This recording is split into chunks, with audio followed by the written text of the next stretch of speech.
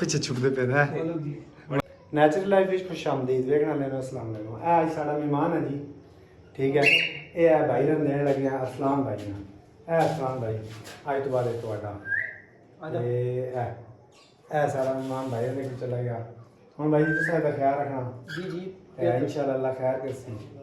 बाकी है नाल दूए भाई भी आए पीछे छुपते पे है वाला करी भाई बड़ी मेहरबानी ना कोई मसला नहीं है ये तुम्हारी चीज़ है बाकी इंशाल्लाह अल्लाह खैर की साढ़े को काफ़ी टाइम रहा हुण बाकी तुम्हारा मेहमान है असल कबूतरां नाल हिल मिल गया है कबूतर और खुंबर और घुगी जिहड़ा ना इन्हां नाल हिल मिल गया है